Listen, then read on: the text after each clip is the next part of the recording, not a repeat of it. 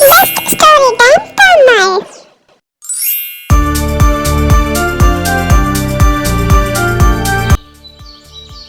முன்பொரு காலத்தில் கைலாசபுரங்கிற ஒரு ஊரில் ராகுல் ராஜான்னு 2 பேர் இருந்தாங்க. அவங்க 2 பேரும் நல்ல நண்பர்களாக வாழ்ந்துட்டு வந்துட்டு இருந்தாங்க. ராகுல் 4 பேருக்கு நன்மை செஞ்சு நல்லவனாக வாழ்ந்துட்டு வந்துட்டு இருந்தான். ஆனால் ராஜா யாருக்குமே ஒரு உதவியும் செய்யாமல் ஏதோ இருக்கோன்னு இருந்துட்டு இருந்தாங்க. ராகுல் ஒரு சாதாரண குடும்பம் வாழ்ந்துட்டு இருந்தான். சரி, கொஞ்ச நாள் வெளியே போயிட்டு வரலாமன்னு ராகுலும் அவன் மனைவியும் பேசிக்கிட்டாங்க. பாரு லட்சுமி, நம்ம கொஞ்ச நாள் வெளியே போயிட்டு வரலாம்னு நான் நினைக்கிறேன். எப்பவுமே வேலை அது இதுன்னு இருக்கிறதுனால உன் கூட கொஞ்சம் வெளியே போயிட்டு வரலாம்னு நினைக்கிறேன். போயிட்டு வருமா? அது மட்டும் இல்லாம என்கிட்ட இப்போ 3 பை ஃபுல்லா தங்க காசு இருக்கு. இப்போதைக்கு நமக்கு 1 தேவைப்படும். மீதி 2 என் நண்பன் வீட்டுல கொடுத்து வச்சுட்டு வரேன், சரியா? ராகுல், இந்த ஊர்லயே நீ தான் எனக்கு பெஸ்ட் நண்பன். நானும் என் மனைவியும் வெளியூருக்கு கொஞ்ச நாள் போயிட்டு வரலாம்னு நினைக்கிறோம். அதுக்கு தேவையான பணத்தை மட்டும் எடுத்துக்கிட்டோம். மீதி என்கிட்ட இருக்கிற பணத்தை நீ கொஞ்ச நாள் வச்சுக்கிறியா? திரும்ப நான் வரும்போது அந்த பணத்தை வாங்கிக்கிறேன், சரியா? உன் பணத்தை நான் வச்சுக்கிறதுல எனக்கு எந்த ஒரு ஆட்சேபனையும் இல்லை. ஆனா ஒருவேளை திடீர்னு என் கை செலவுக்கு பணம் இல்லாத நேரம் இதை எடுத்து நான் செலவு பண்ணிடுவேணும்னு எனக்கு கொஞ்சம் பயமாவே இருக்கு. எனக்கு வேணா ஒரு யோசனை தோணுது, அதேபடி செய்யறியா? நீ இந்த பணத்தை ஊருக்கு எல்லையில உள்ள மரத்தை கீழே எங்கேயாவது ஒளிச்சு வச்சிரு. அங்க போயிட்டு வந்து நீ மறுபடியும் எடுத்துக்கோ உன்னோட பணத்தை. இப்படி பண்ணா பணம் பத்திரமாவும் இருக்கும், உனக்கும் எந்த படபடப்பும் இருக்காது, எனக்கும் எந்த படபடப்பும் இருக்காது. பரவாயில்ல ராஜா, நீ சொல்றதும் ஒரு நல்ல யோசனையா தான் இருக்கு. ஆனா பட்ட பகல்ல நம்ம போய் புதைச்சோன்னா அது எல்லாருக்கும் தெரியும். அதனால நைட் ஆகட்டும், அதுக்கப்புறம் புதைப்போம், சரியா? எனக்கு நைட்டு ஒத்தையில போக கொஞ்சம் பயமா இருக்கும். நீயும் வரியா? நம்ம 2 பேரும் சேர்ந்து போய் புதைச்சி வச்சுட்டு வந்துருவோம். அதுக்கப்புறம் நைட் ஆனதும் ராகுல் ராஜா அங்கே போய் ஊர் எல்லையில் உள்ள மரத்தில் அந்த 2 பொற்காசுகளையும் மறைச்சி வச்சுட்டு அங்கேருந்து மெதுவாக வீட்டுக்கு வந்தாங்க. ராகுல் வீட்டுக்கு போனதும் அவரோட மனைவியை கூட்டுட்டு வெளியூருக்கு போக கிளம்பி போயிட்டாங்க. இந்த நைட் நேரத்தில் நீங்கள் எங்கே போயிட்டு தான் வரீங்க? இப்படி மணி 11 மணி ஆகுது. இந்த நேரத்தில் வெளியே போயிட்டு வந்தால் பேய் பிசாசுலாம் வராதா? எதுக்கு வெளியே போனீங்க? அதை சொல்லுங்கள். வேற ஒன்றும் இல்லம்மா, என்னோட நண்பனும் அவனோட மனைவியும் வெளியூருக்கு போறாங்க. அதனால அவங்க கிட்ட இருந்த நகைய ஊர் எல்லையில உள்ள மரத்து கீழே புதைச்சு வச்சிருக்காங்க. இவ்வளவு நேரம் போக பயமா இருக்குன்னு என்னையும் கூட்டு போனாங்க. அதான் நானும் போய் அங்க ஒழிச்சு வச்சுட்டு வந்தோம். புதைச்சி வச்சுட்டு வர்றதாம நேரம் ஆயிட்டு. அதுக்குள்ள அவனும் ஊருக்கு கிளம்பிட்டான், நானும் வீட்டுக்கு வந்துட்டேம்மா. இது 2 பை ஃபுல்லாவே தங்க காசுகளா? இதை நம்ம எடுத்தா நல்லா இருக்குமே அப்படின்னு ராஜா மனைவியோட மனசுல ரொம்ப பேராசை வந்துட்டு. சரி, நீங்க இப்போ சீக்கிரமா போய் அங்க புதைச்சி வச்சிங்கல்ல அந்த தங்க காசு, அதெல்லாம் எடுத்துட்டு வாங்க வீட்டுக்கு. இப்போ மட்டும் நீங்க அந்த நகையெல்லாம் வீட்டுக்கு எடுத்துட்டு வரல, நான் இங்க இருந்து எங்க அம்மா வீட்டுக்கு போயிடுவேன் சொல்லிட்டேன். தங்க காசை வச்சு எனக்கு என்னென்ன வேணுமோ எல்லாமே நான் வாங்கி சாப்பிடுவேன். வாங்கி சீக்கிரமா போய் நீங்க அந்த தங்க காசை எடுத்துட்டு வரீங்களா, இல்ல நான் எங்க அம்மா வீட்டுக்கு போயிடவா? சொல்லுங்க. சரி சரி, நீ ஒன்னும் உங்க அம்மா வீட்டுக்கு போக வேண்டாம். அங்க ஒழிச்சு வச்ச அவ்வளவு தங்க காசையும் நான் எடுத்துட்டு வந்து உன்கிட்டயே தாரேன், சரியா?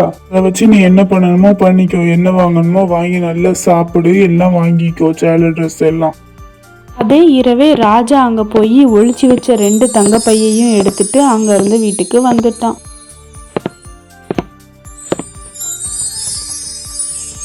வெளியூர்லாம் சுத்திட்டு வந்த ராகுலும் மீனாவும் வீட்டுக்கு வந்த உடனே வேலையா காசை புதைச்சி வச்ச அந்த மரத்தடிக்கு கீழே தேடி போய் பார்க்குறான். ஆனால் அங்கே போய் பார்த்தா தங்க பைசா இல்லவே இல்லை. அடுத்த நாள் காலையிலேயே அவன் ஊர் தலைவர்கிட்ட போய் சொல்கிறான், ஐயா, நான் ராகுல் ராஜா நானும் சேர்ந்து அந்த மரத்து கீழே நகை புதைச்சி வச்சோம். ஆனால் இப்போ அங்கே அது இல்லை. எனக்கு ராஜா மேலதான் சந்தேகமா இருக்கு. என்ன பண்ணலாம் அதுக்கு? பாரு ராகுல், அந்த நகை காணுங்கிறதுக்கு எந்த ஒரு ஆதாரமும் இல்லை. அவன் தான் எடுத்தான். அதனால நான் சொல்ற மாதிரி கேளு, சரியா? அது மூலயமா ராஜா கண்டிப்பா நம்ம கிட்ட அகப்படுவான். அப்பதான் உன் நகையும் உனக்கு கிடைக்கும் அப்படின்னு அவர் ஒரு நல்ல யோசனை ராகுலுக்கு சொன்னாரு. இந்த யோசனையை கேட்டுட்டு ராகுல் நேரா ராஜா வீட்டுக்கு போனான். ராகுலை பார்த்ததும் ராஜாவுக்கு பேச்சு மூச்சே வரல. என்னடா இவன் இப்போ சீக்கிரமா வந்துட்டானேன்னு. நகையை பத்தி ஏதாவது கேட்டா நம்ம என்ன பண்ணன்னு அவன் மனசுக்குள்ளேயே பயந்துகிட்டே இருந்தான். ராஜா எதுவுமே தெரியாத மாதிரி ராகுல் கிட்ட விசாரிச்சான். என்ன ராகுல், சீக்கிரமா ஊர்ல இருந்து வந்துட்ட? சரி, எல்லா பயணமும் நல்லா இருந்துச்சா? ஊரெல்லாம் நல்லா சுத்தி பார்த்தீங்களாடா? ஏதோ உன் தயவால நல்லா ஊர் சுத்தி பார்த்துட்டு வந்தோம்டா. போன ஊட்டி சைடு ஒரு நல்ல பிசினஸ் பண்ணோம்டா. அதுல எனக்கு ஒரு தங்கப்பை ஃபுல்லா காசு கிடைச்சிச்சு. அதை நான் ஒளிச்சு வச்சு அதே இடத்துலயே புதைச்சு வைக்கலாம்னு நினைக்கிறேன். இந்த தங்கப்பைக்குள்ள இருக்கிற காசையும் அதே காசுக்குள்ள ஒளிச்சு வச்சுட்டு அதுக்கப்புறம் அதே பிசினஸ் நான் கேரளால போய் பண்ணலான்னு இருக்கேன்டா. நீ தாண்ட உதவி பண்ணணும். இன்னைக்கு நைட்டு போய் நம்ம ஒளிச்சு வச்ச காசை எடுத்துட்டு வந்துடும், சரியா? சரிடா, இன்னைக்கு நைட்டு போய் நம்ம அந்த மரத்து கீழே உன்கிட்ட இருக்கிற நகையையும் பணத்தையும் புதைச்சி வச்சுட்டு வந்துடும், சரியா? ராஜா அப்படி சொல்லி ராகுலை அனுப்பி வச்சாலும் ராஜா மனசில் ஒரு பயம் இருந்துக்கிட்டே தான் இருந்துச்சு. நைட்டு போய் அங்கே பார்த்தா அங்கே பணம் இல்லாததை கண்டுபிடிச்சி நம்ம நண்பன் நம்ம மேலே சந்தேகப்படுவானோன்னு யோசிச்சுக்கிட்டே இருந்தான். பாருமா, முதலுக்கே மோசமான மாதிரி ஆயிட்டு. இன்னைக்கு நைட்டு போய் அதே இடத்துல அவன் குழியை தோண்டி பார்த்து இன்னும் கொஞ்சம் நகை வைக்கணும்னு சொல்றான். அங்க நகை இல்லாததை பார்த்துட்டு அவன் என் மேல சந்தேகப்படுவானோன்னு எனக்கு பயமாவே இருக்கு. எதுக்கு நீங்க புலம்பிக்கிட்டே இருக்கீங்க? என் நகையெல்லாம் தரேன், அதை மறுபடியும் பொற்காசு ஆக்கி அங்கேயே கொண்டு வச்சிருங்க. இன்னைக்கு இரவு நீங்களும் உங்க நண்பனும் போய் அந்த மரத்து கீழே தோண்டி அந்த பழைய பொற்காசுகளா இருக்குதான்னு பார்த்துட்டு அவர் புது பொற்காசு வைக்கும்போது நமக்கு 2 மடங்கு லாபம் கிடைக்குங்க. எப்படின்னா திரும்ப அவங்க கேரளா சைடு அந்த சைடு போனதுக்கு அப்புறம் அந்த பழைய லாபத்தையும் சேர்த்து புது லாபத்தையும் சேர்த்து நம்ம எடுத்து நம்ம வச்சுக்கிடுவோம். முன்னாடி சொன்ன யோசனையை கேட்டு ராஜா வாயடைச்சு போயிட்டான்.